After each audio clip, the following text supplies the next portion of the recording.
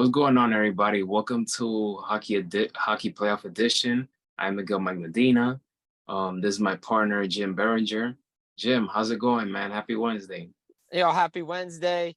Another day in the Stanley Cup playoffs in the books. A lot of great hockey, and can't wait for another night of playoff hockey.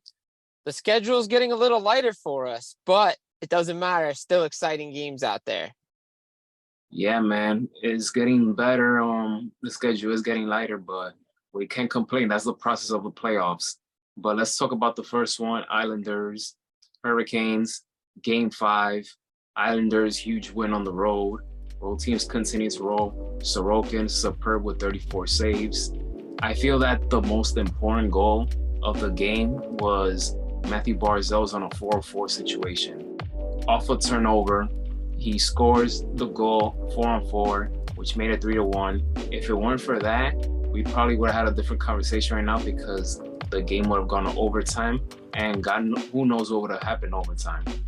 Yeah, I agree. I think that Barzal goal was huge for the Islanders. The way Sorokin was playing, he was playing lights out. He was being the guy that everybody expected him to be.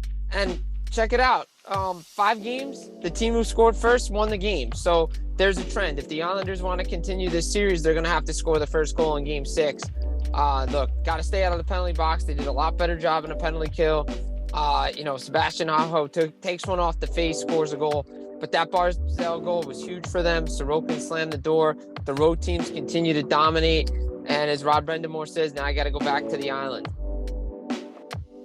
Yeah, supposedly that the Islanders, this was their first playoff game that they scored that they led after the first period in 25 playoff games. So that's a long time that they haven't been up after the first period. Yeah, that's a huge stat for them. And then they continue to play fundamental defense, what they did. Horvat got his first point. So let's see, maybe that sparks him in Game 6. Barzal leading the way. Peter Engvall, Brock Nelson continues to be a machine. But again, the goal scoring for this team has always been the issue. Let's see what happens in game number 6, because the last time, they played at home, it wasn't a pretty one. And they got to avoid that penalty box and take dumb penalties, because that's what cost them Game 4. Minnesota, Dallas, Jake Ottinger, once again, he stepped up to the plate. He had 27 saves. Roop Hintz had a great game as well. And Tyler had a great game as well. This was just all Dallas stars in this game. They shut out Minnesota 4-0. Dallas just has all the momentum right now. Yeah, I mean, look, Dallas played great. The power play, special teams, again, this is the theme of the playoffs, power plays, right? Stay out of the penalty box. Minnesota, too much time on the penalty kill. Their penalty killers are wearing down. That means Kirill Kaprizov's not out there. That means Matt Boldy's not out there. That means they're guys, the highly skilled guys that need to be scoring goals are not out there. And the penalty killers are out there. And look, whether you want to agree or disagree with the 5-minute major to Marcus Foligno, personally, I don't think it was 5 minutes. It doesn't matter. You still have to go kill the penalty. And you can't let your attitude affect what happens on the ice. Yeah, penalties were the absolute killer for Minnesota last night. It wasn't in them. It wasn't their night. They just couldn't stay off the penalties, and that's one of the reasons why they lost this game. And other than that, they just couldn't stop Dallas Stars power play, especially when they were on power play.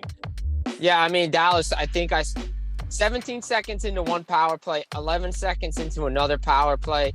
Tyler Seguin looks great. He looks like his old self. But Jake Ottinger, we know what this kid can do in the playoffs, right? We saw what he did against Calgary last year. Almost single-handedly won them the series. So, I mean, if he's going to continue to play like this, look out for Dallas. Yes, Dallas has a chance to close it out on the road, Game 6 in Minnesota. Now, last but not least, one of my favorite series, Kings-Oilers. Oilers played terrific. They were terrific last night. They won 6-3. One of my favorite, there were 2 out of the 6 goals I gotta mention. The second goal, I like the second goal, which was Connor McDavid behind the net. He passed it to Leon Draisaitl for the goal. I like that one. And then I saw the most weirdest goal I've ever seen in my life, which was off of Zach Hyman's face, which was the fifth goal of the game. That was when my best friend sent me the clip. I said, "What? Like I've never seen something like that." But power plays was also in their favor as well. They scored 2 power plays in this series. They have gone 8 for 14, which is unbelievable. Look, we knew the Oilers' power play coming into this series was going to be a big reason to their success, right? I mean, they had the best power play unit in the league. You're not stopping it. They went up 2-0. Then they went up 3-1. LA makes it a game going into the second period. And you're like, oh, here we go again. The Oilers' defense and goaltending can't hold the lead. But they scored power play goals. They got more chip in from their depth scoring. Look, Leon Draisaitl, what does this guy have to do more to then be a playoff performer? I mean, I think he's got like 5 or 6 goals in a series now.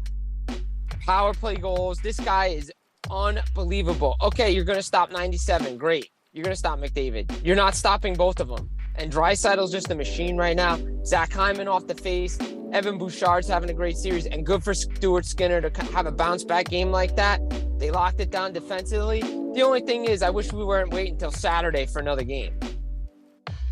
And that's one of the things, like the difference between last year and this year is that we were focused on what's going to happen with the Oilers' depth. Do they have enough when it comes to playoff time?